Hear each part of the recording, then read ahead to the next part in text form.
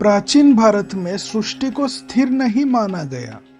इसे चलती हुई व्यवस्था के रूप में समझा गया, जहां असंतुलन से पहले संकेत दिखने लगते थे और वहीं से संरक्षण की भूमिका की आवश्यकता बनी। इसी समाज से तीन भूमिकाएं स्पष्ट रूप में उभरी।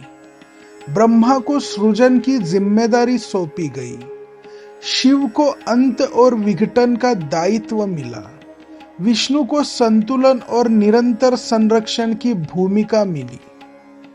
विष्णु को लगातार सृजन करने वाला नहीं माना गया।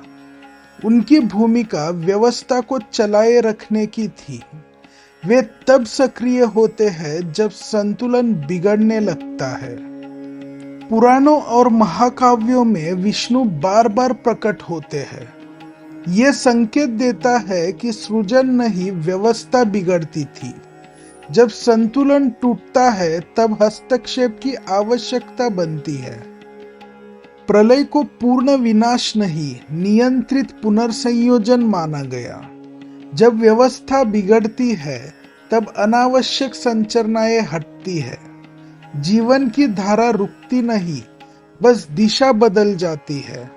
इसी कारण अगली सभ्यताओं के लिए आधार शेष रहता है। लगभग हर सभ्यता में बाढ़ की कथा मिलती है। यह संयोग नहीं बल्कि साझा स्मृति का संकेत है। मानव इतिहास ने बड़े स्तर पर रीसेट देखे हैं। इन्हीं घटनाओं ने आगे की कहानियों को आकार दिया। इसी कारण ज्ञान हर युग में पूरा आगे नहीं बढ़ता। जो असंतुलन बढ़ाता है वही सबसे पहले मिटता है। लिखित ज्ञान नष्ट होता है, प्रतीक और कथाएं बचती है। इन्हीं अवशेषों में अगला युग अपनी दिशा बनाता है। विष्णु के अवतार पूरी सभ्यता को बचाने नहीं आते।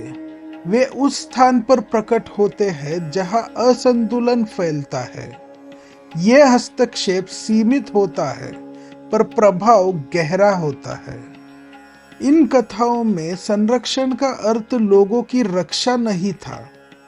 इसका लक्ष्य व्यवस्था के मूल संतुलन को थामे रखना था। जहां असंतुलन बढ़ता वही हस्तक्षेप सीमित रूप में होता।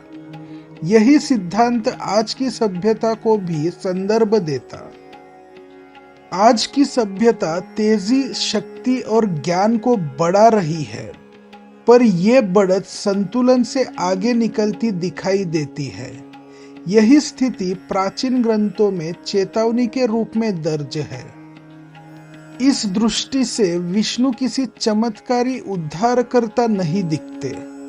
वे तब सक्रिय होते हैं जब सभ्यता अपनी सीमा पार कर जाती है। जब संतुलन टूटता है तब भूमिका सामने आती है। यही कारण है कि हस्तक्षेप हमेशा देर से होता है।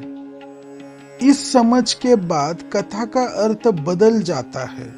विष्णु की कहानी अंत नहीं, सुधार की बनती है।